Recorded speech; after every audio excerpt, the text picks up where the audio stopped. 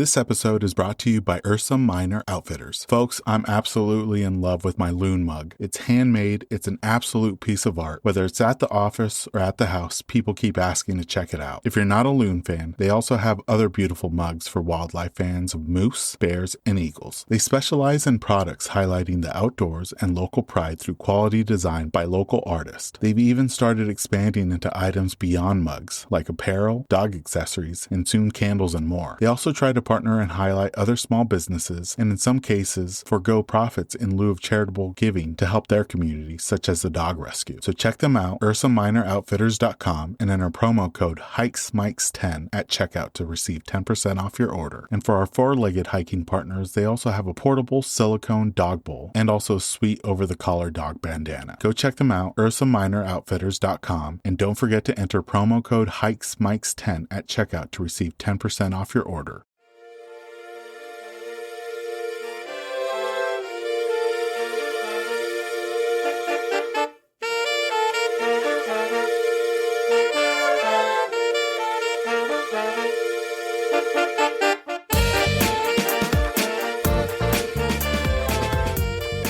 Welcome, everyone, to the Hikes and Mikes podcast. I'm your host, Ivan, and together we'll embark on a weekly journey connecting with extraordinary hikers from all corners of the U.S. and beyond. As a warm embrace of summer envelops the Northern Hemisphere, we've had the privilege of conversing with remarkable individuals throughout this season. Their experiences and adventures will leave you yearning to hit the trails. And on today's episode, we're heading back out to the Northeast and upstate New York with our guest, David.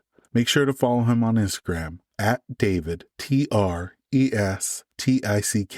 During our great chat with David, we learn all about the amazing hiking lists he's been able to complete in and around the Northeast, his winter trip to the Pacific Northwest, and an unexpected wildlife encounter with a moose. Without further ado, let's jump into this episode with our guest, David.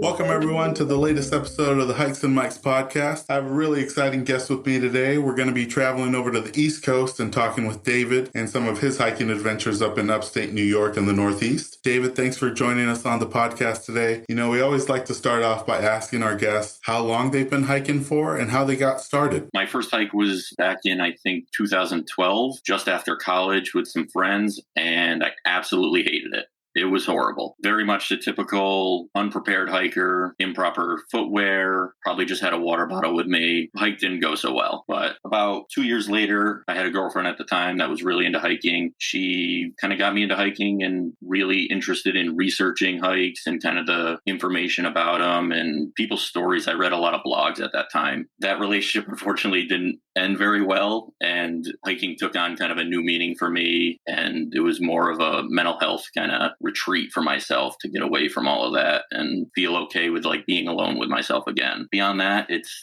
kind of grown. I've really taken it and grown so much from it. I don't know. I've gone everywhere in the Northeast now. It's quite a big thing in my life now. And that's something we share something similar, David. I had a similar experience on my first hike. My friends took me out and it was just a straight uphill with like multiple false summits. It was terrible. And I didn't hike for quite a long time. It wasn't until like maybe 10 years later, less than 10 years, where I did a hike. It wasn't anything strenuous, but it was a waterfall hike. And like that was the moment where I was like, oh, I can get into something like this. Did you have a hike that kind of was like your aha moment? Like, I can do this? Probably one of my first high peaks in the Adirondacks where I was able to do that with a friend. And I was like, wow, this went better than I expected. The view is amazing. Like, I got to keep doing this. This is great. And you mentioned the Adirondacks. We had a previous guest from upstate New York that described it, but how would you describe the hiking scene in and around your neighborhood and your community? Yeah, so I live in Schenectady, New York, which is right near the capital, Albany. It's smack dab in the middle between the Adirondack Park and the Catskill Park. So I get a little bit of both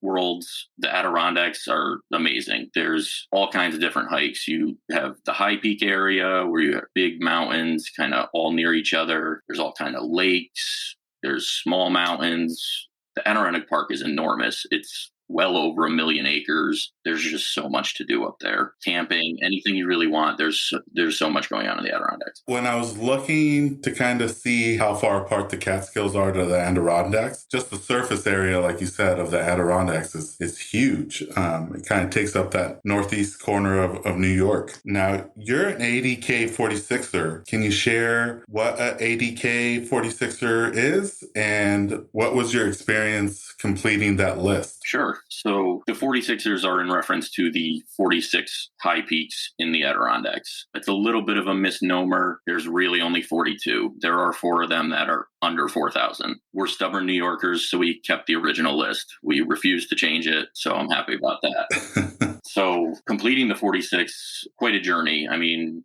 it spanned for me, I think, over the course of 7 years. It was incredible. So, I was kind of getting my feet wet, learning about hiking, trying to do the research, reading everyone's blogs. And over time, you become more of an expert in the area. And I really pushed myself towards the end. I was doing much larger hikes, trying to combine multiple mountains in a day, just anything to push myself and get myself closer to this goal. And then finishing was just absolutely incredible. And the way you were describing it, of not just doing one peak, but trying to do multiple peaks in a day, I imagine that all of them have a lasting impression on you. But were there any specific peaks that do stand out kind of above the rest that, really left a memorable impression? Yeah, for me, I chose to finish my 46er journey on a peak called Haystack, and that mountain was incredible. It's right next to Mount Marcy, which is our highest point in New York, and it is quite daunting. It looks insanely large right next to it. It's quite a view, and you get to see all of the valley around it. It's an unbelievable peak, and it's not a short hike either. It's like a 17-mile hike to get there. So it's a great experience to get all the way out there and finally get your goal accomplished. Also, I did the Great Range in a day, which is extending from Marcy. There's a range of, I think, 8 mountains or so. So I did a large portion of that in a day as well, which was an incredible hike. It's a great view the whole day. It's fun. And were most of those peaks day trips, day hikes, or did you do any overnight backpacking trips? Most of them, I believe, were all day hikes. I think I attempted a few as backpacking trips. Some of those were failures, so I went back and got them as day hikes. But for the most part, I tried to keep them just as day hikes and kind of push myself to get it through in a day. For me, I haven't had a chance to hike in and around the Northeast. How would you describe the terrain and landscape that hikers have to deal with in the ADK or in the Catskills? So the Adirondacks, more of that like West Coast kind of alpine feel when you get a little higher in elevation. So like we max out around like the 5,000 foot range, but like anything above like 4,500 or so kind of has that like alpine feel. The Catskills way different, very deciduous forest, low-lying areas. They kind of max out at 4,000. They only have 2 that are above that threshold. And then most of them are very wooded in, very remote. But the rock formations in the Catskills are very different. I think the difference between the two is kind of how they were created. I think one is tectonic plate created and one is glacier. So it kind of creates different terrains and stuff. The Catskills don't get enough love, I think, but they have their own quirks that are kind of cool. Yeah, one of the things that I noticed in your feed and others that are in the Northeast is some of the amazing viewpoints that you guys have, whether it's at the summit or even just, on the way up to the summit. And it tends to have like a rock outcropping that almost acts like a ledge or a bench. Is that something that's pretty common in both areas? I would say much more so in the Catskills because of their rock formations, very kind of stratified rock. So it creates those kind of ledges. The Adirondacks definitely have their different viewpoints like that too, but just the mountain structure is more pointed, so it doesn't create as much of that like ledge feature, but there's definitely opportunities for that out there. And, you tackled a lot of these peaks year round. And through my research, I noticed that there's another challenge within the 46ers, and that's the winter 46ers. Is that something that's interested you in maybe trying to attempt? Or maybe you're already kind of crossing some off the list? So I have some friends that are winter 46ers, and props to them because it's crazy. I know what it takes to finish it in normal weather conditions. I can't imagine freezing cold temperatures, 6 hours of daylight, you're starting the hike in the dark, you're ending in the dark. It all sounds miserable, but good for them for doing it. I don't think I'm doing it anytime soon. Plus, with my mindset, Once I start it, I'm never going to stop. Now, David, those friends that are doing it, do they mostly have to use snowshoes to do a lot of the peaks, or? I believe in the Adirondack Park, maybe just in the High Peak Wilderness specifically, they require snowshoes with snow above, I think, 6 inches. So it's a requirement, and you will get a ticket if a ranger finds you. But you can get away in some of the low-lying areas with just micro spikes. But those high peaks, definitely snowshoes. And then some people do bring crampons, so more aggressive spikes. Yeah. You mentioned the Catskills and they having their own quirks and views and vistas. Now, you also did a list or a challenge, and that's the 3500 Club in the Catskills. What does that mean to be part of that club, and how does it compare to the 46ers? So both of those organizations, really, just to take a step back, they're not-for-profit organizations that kind of work on conservation issues and educating the public on a variety of different, whether it's hiking or just any outdoor activity. While they both host these challenges and stuff, and they get people to join the organization that way, their main goal is to promote these conservation issues and all that stuff. So I'm glad they put on these challenges, because it does get me out there to do these things and kind of enjoy our state. The 3500 is a similar kind of challenge in that you're hiking all the high peaks of the Catskills region that are above 3,500 feet. Their challenge is wild, though. It's slightly different. It's not just as straightforward as hike these mountains. The Adirondacks do have some trailless peaks, but because they're so readily used, the herd paths are very noticeable. It's not very hard to kind of miss them. The Catskills have true bushwhacks. Like, they don't play around. They're like, you gotta find the summit. Good luck. We have a little canister up there, and go find it. So you have to either know how to use a map and compass, learn how to use your GPS and read topo maps. You have to learn how to get by the obstacles. And I loved it. What a great challenge. It's a way to kind of test your skills in the outdoors as well as just your legs. Hiking, they also require 4 peaks you go back and repeat in the winter. So they have a winter requirement as well. So their challenge is very all-encompassing of your skills. You know, for me, I love research and the process of discovering the trails, the mountain, and just, everything that encompasses it. When it came to the Catskills 3500, were there any specific hikes that posed a bigger challenge in finding research to kind of help guide you to the summit? Thankfully, there's a lot of good information out on the internet. I can't imagine the day where people were like, good luck finding this summit, but there's no internet. There's just like, good luck. Use a map and compass. I can't imagine those days. I'm very lucky to now have different applications that kind of help with the GPS and getting myself there. So I wouldn't say there's not enough information to kind of get there. It's actually probably what sparked a lot of the interest in hiking the high peaks in either region. Is the information's readily available. Anyone can kind of do it as long as you're physically fit enough. And you mentioned, David, that there's apps out there now that can help guide you in your hikes. What apps do you recommend outside of AllTrails, or maybe websites, to help guide people in hiking either the Catskills or the Adirondacks? So nowadays I get a little lazy and I use AllTrails.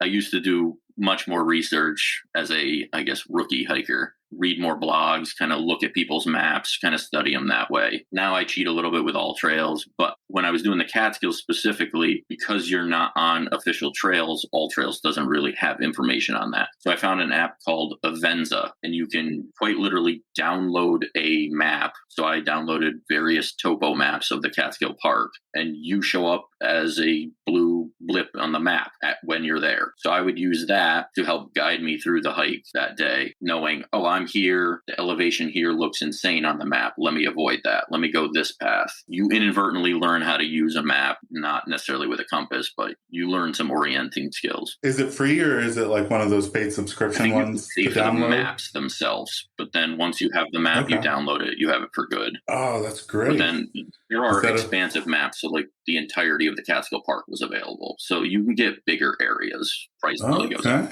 Good to know. Now, one hiking feature that has really become associated with the Northeast, and especially in your area, is the fire tower lookouts. We have fire tower lookouts here in the Pacific Northwest, but most of them are really off the ground that much. Maybe 8-10 feet. Your guys is like 50 feet plus up in the air. How is it? Because I know not all the hikes have fire tower lookouts, but when you do come across a hike that has a fire tower lookout, are most of the towers accessible to climb? Yes, for the most part, you can go in the towers. Some of them have the cabin area closed off. So depending on if the state has taken ownership or not, the condition of the tower sometimes will limit the ability to actually go into the cabin. But for the most part, you can usually at least climb the stairs and get pictures from there or get the viewpoint, because some of them are truly on a very wooded summit. And until you get above the tree line in the tower itself, you don't have a view. So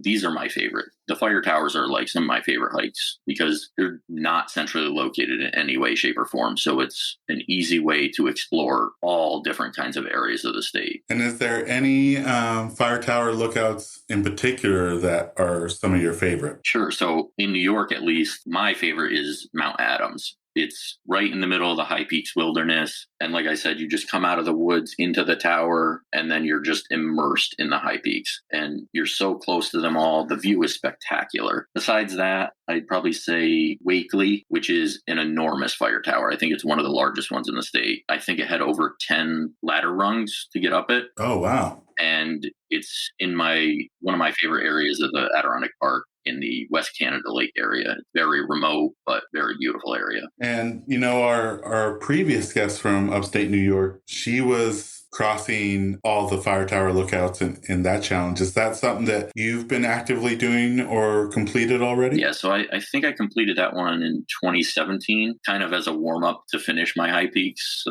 journey, but they were incredible. I love all of them. The requirements of that challenge, it's not required to finish all of them. So over time, I've gone back and pretty much done all of the New York ones at this point. And I've actually encountered some in different states in the Northeast as well, which are also very cool. And what was the total number of lookouts for the list? I believe the total list is 30 or 31 at this point. I think they added one recently. When it comes to upstate New York, I think for me, especially, I had a friend from the Finger Lakes area, and looking at the map, you can see that it's dotted with hundreds, if not thousands of lakes. Are there any lakeside hikes that you enjoy or that you would recommend somebody who might not necessarily want to do a peak, but maybe a nice lakeside hike? So I'm more of a mountain guy. I don't do a ton of like low-lying lake hikes, but a lot of these smaller fire tower, other like local municipality kind of challenges and stuff all have like great lake opportunities and smaller like family-oriented hikes. But a lot of these fire towers and stuff, the viewpoint is all lake areas and different mountains of the area that you're in. So you definitely get lake views at least in pretty much any hike you're doing in upstate New York. Now, we like to do a deep dive in our guests' Instagram feed and pick out a picture in particular that catches our attention. And the one that caught my attention from your feed is you came across an old gondola chilling next to the trail. Can you share a little bit about the trail and maybe the history on why the gondola is there on the ground? Yeah, so that's Gore Mountain, which is now a state-owned ski mountain. And I think the gondola in that picture is one of the old retired ones that they no longer use. I believe they sold a lot of them to local businesses. If you're driving through that area of the Adirondacks, you'll see a lot of them just like out and about on people's property. So people have acquired them over time. But the one in the picture is right on the Schaefer Trail that goes right up to that summit, which actually is a fire tower as well. But obviously during ski season, that trail is very closed. But yeah, so I think it's there for skiers to kind of see it from old memory and stuff, and that used to ski the mountain when they did exist and stuff. But it's there for if you're hiking it as well. And is that something that you can go into, or have they kind of closed it all up so it's not accessible? I think you can get into it because there was quite a lot of drawings and stuff all over it. So people have definitely found their way into it. So I don't think they care at this point, though. That's interesting. Now, outside of the Northeast, you've had a chance to do some hiking abroad. And the one place that really caught my attention was your visit to Ireland. Can you share some of the memorable hikes that you did in Ireland and just how the experience was traveling and hiking abroad? Sure. So that trip wasn't really intended to do any hiking or anything like that. I went on that trip with my mom, and she had always wanted to go back to Ireland. This opportunity presented itself to kind of follow my local college hockey team that I love, Union College. They were having a tournament over there in Belfast, and I was like, this is the opportunity. The deal is I go to these games, and the rest of the trip is yours, and I'll plan it out. So we got to go to the games. That was incredible. And then I started researching it and putting things together. And I was like, oh, wow, they have like national parks. They have these amazing like natural resources and stuff that we can check out. So I started adding them to the list. And we went to a couple different national parks. And then technically, I guess we were in 2 countries. So in Northern Ireland, they had this thing called the Giant's Causeway, which was up on like I think it's the Atlantic Ocean. It might be a sea. I don't know. But it's this incredible, like, kind of causeway that's kind of like drawn out by the ocean currents and stuff. I guess the myth behind it is that the giants used it to sit, and they created these big craters. And it's absolutely incredible because you can walk like up on top of the features. You can walk down by the ocean level. Like, that was easily my most favorite thing that we kind of saw on that trip. It was absolutely beautiful. And just like the scope of it was way more than I could ever imagine. We went to, I believe it's called the Wicklow Mountain Range, which is just south of Dublin. So we were driving from Dublin, going to our next location. And, you know, in Europe, you rent like pretty small, tiny cars. And of course, it's like a massive rainstorm going through these mountains. And this car is struggling, and I'm driving on a different side of the road, in the different side of the car, driving in this torrential downpour. So we didn't really get to enjoy much of the mountains there. But on the other side of that mountain range, there was this very famous waterfall. So luckily, the rain held up just for us to get there. But this waterfall was flowing like crazy after this storm. So it was incredible to see that, despite all the troubles driving through there. But that was awesome. And then coming up the west coast of Ireland, amazing drive. That whole coastal drive is amazing. And we ended up in Killarney National Park, which was really cool. We did some small, not necessarily hikes, but like exploring around that national park. Most of it's somewhat drivable, and you can kind of take further excursions and stuff. But that was awesome too. How is their national park system over there, David? Very different. It almost felt like it had no structure, but like you kind of just parked at a parking lot and you could just kind of freely walk around. They weren't large in scale compared to, like, say, our national parks, but you could easily kind of just make a small day of it and park and go hike something. But there wasn't really, I don't know, like all the structure of like, you got to pay at a booth and get in, have these passes. And it was just much more relaxed feel to it. So there's not like a national park pass that you need? No, not at all. Awesome. Okay. Now, was this hike that you did with the rope bridge in a national park, or was that just a hike off the coast?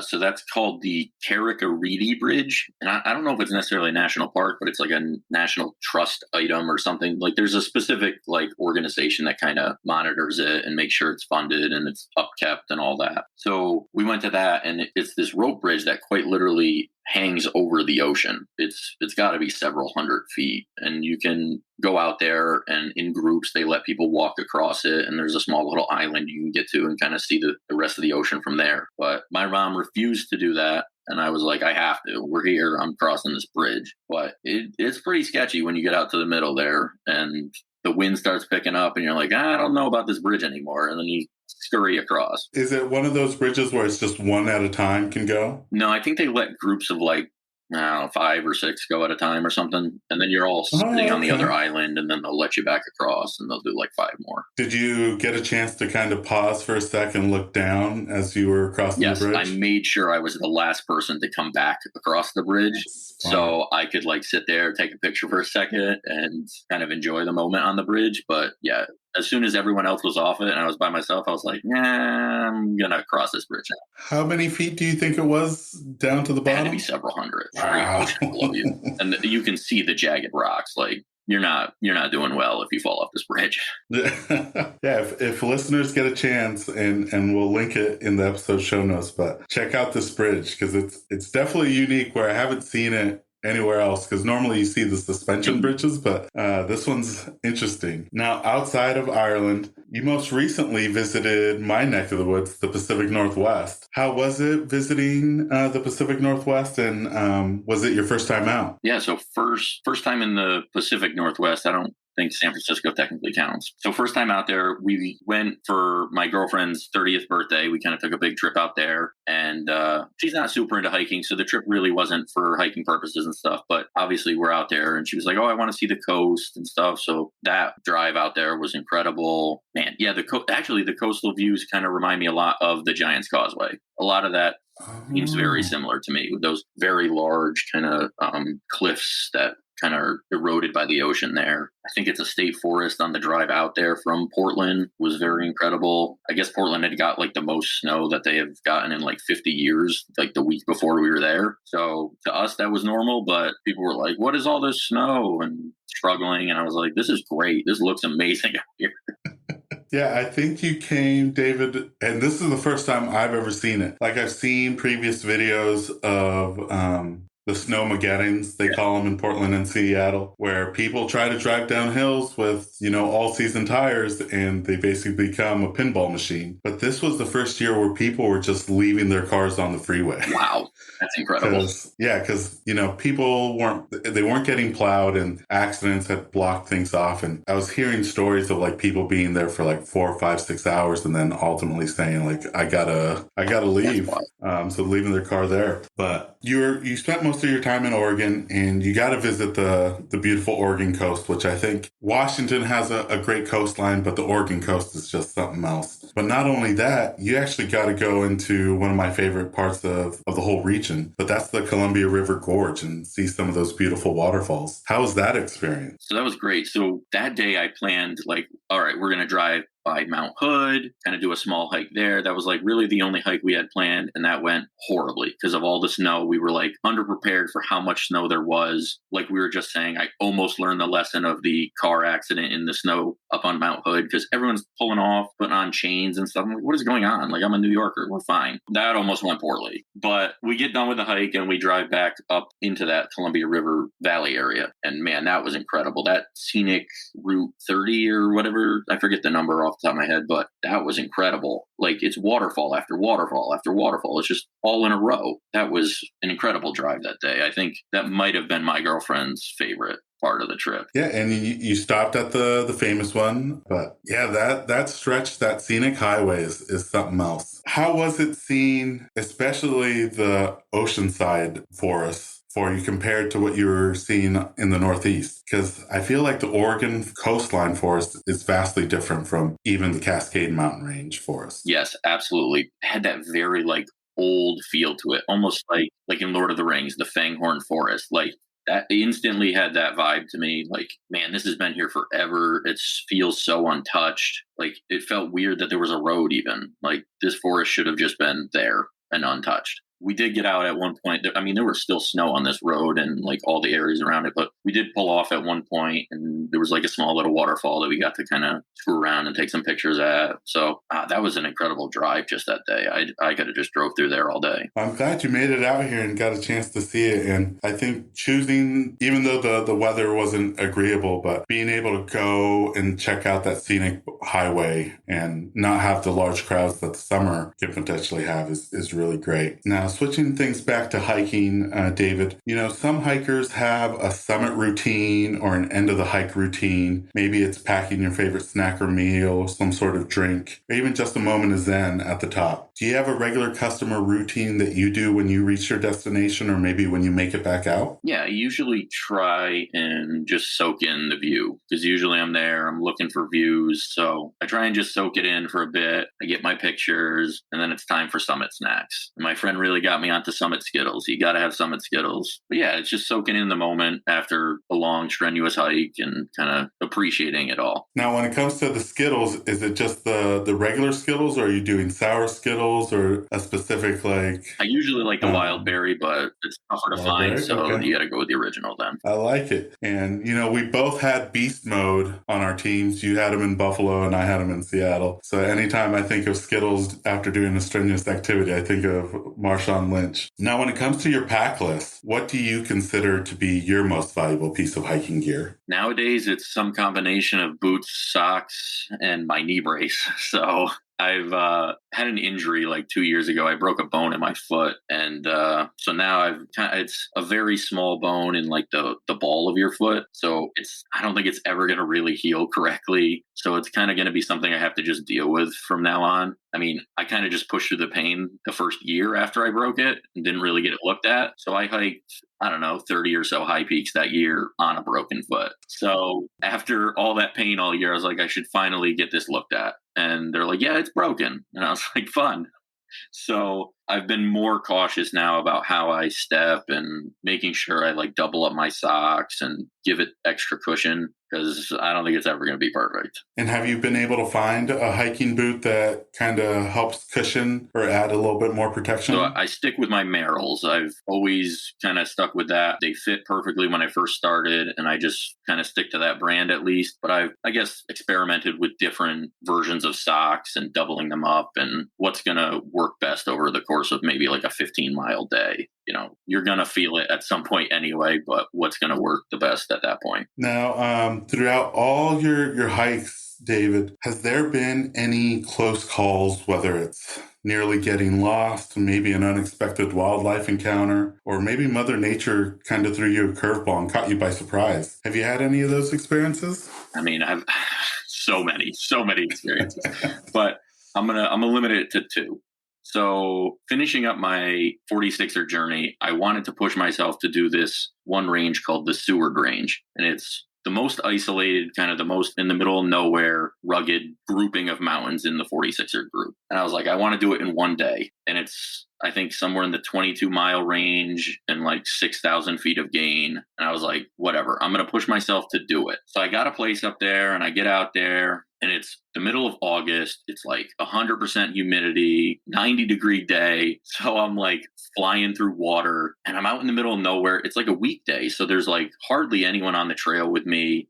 I probably shouldn't have been doing this by myself, but you live and you learn. So I'm getting over like the third, fourth mountain of the day. I'm starting to get like tired. I'm like, can't keep enough water in my body. And I'm like exhausted. My legs are shot at this point. So I finally get over because you got to come back over one of the mountains. So you're essentially doing 5 mountains in the day. So I finally get over that and I'm heading down into the valley and I got to refill water again. So I probably went through like 8 liters of water this day. And I finally get into the valley and it's starting to get like dark. It's like dusk. I haven't like seen anyone in like hours at end. And I'm like, all right, I got to stop and eat something maybe. So I eat, have a snack, and then I keep walking. And earlier in the day, I had seen this mother and her son up on one of the peaks. And I was like, I'm probably not going to see them the rest of the day. But they finally caught up to me. And these are the first people I've seen in probably like 10 plus hours. So I'm chatting with them, whatever. And I'm like, can I join you for a bit? And they're like, oh, sure. And in my head, I'm like losing it. I'm like, I think I have 7 miles left or something. Really, it was only like 3 or so. I'm walking with them and I'm like, hold on, we got to stop a second. And I immediately vomit all over the trail. I have like no energy left. My body is like rejecting the food I ate. I'm like delirious at this point.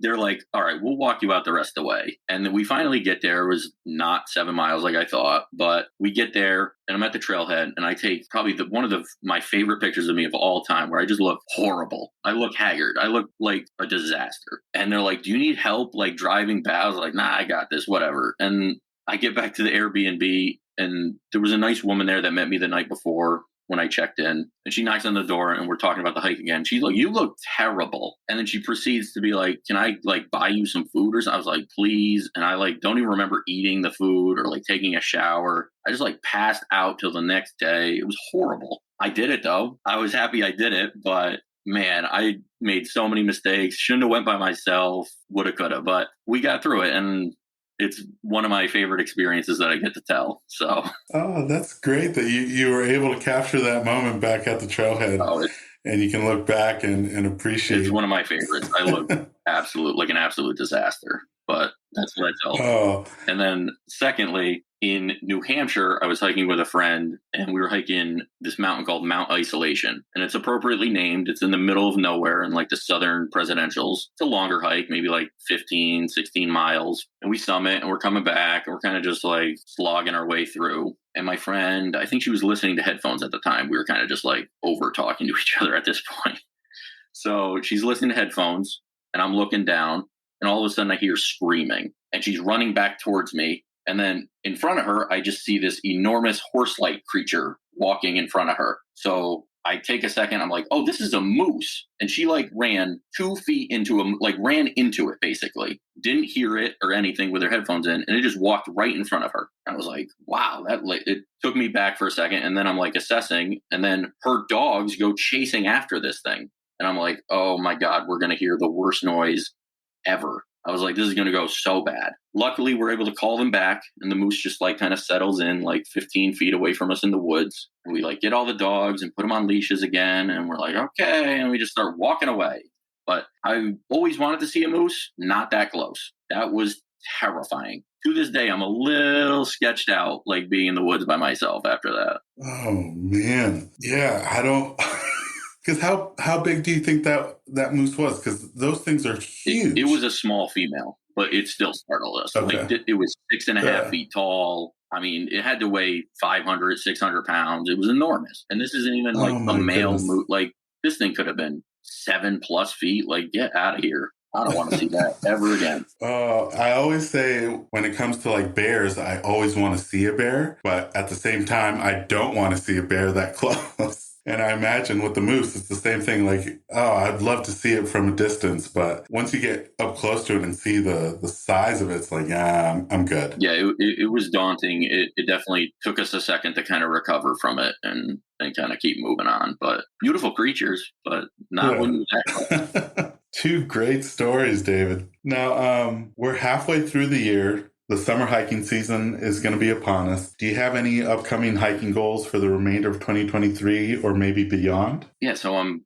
currently finishing up the rest of the Northeast 111, which is, I guess, the continuation of the Adirondack 46. So it's all of the 4,000 footers in the entire Northeast. Oh, okay. So I'm at, I believe, 93 as of today. I have a few more trips planned to New Hampshire for the rest of this year. I'm hoping to close out New Hampshire by the fall. And then I just have 3 remaining in Maine. So I'm going to finish on Katahdin, hopefully sometime next year. Right on. This has been a very long-term challenge dating back to the origins of the 46ers. But man, the Northeast has so many great peaks. Yeah, hearing from you and the peaks up in the upstate New York, and then just recently about the White Mountains in New Hampshire, it's an untapped hiking resource for the rest of the country. Mm-hmm. And I definitely want to make it out there. You know, people always want to go out there for the fall foliage, but just to hike and see some of these peaks and summits would be amazing. Yes, highly, highly, highly recommend the White Mountains. They're great.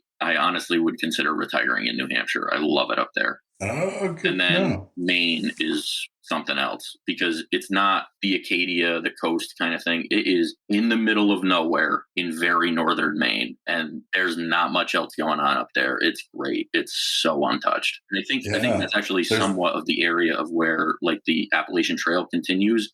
And it's called like the 100-mile wilderness or something, where there's like no place to, get resources or anything for well over 100 miles. So it's up in that area. There was one picture I think that you took of, and it was in Maine with the fall colors. Do you have a favorite state that you like to visit for the fall color season? Man, that question is way too hard to answer.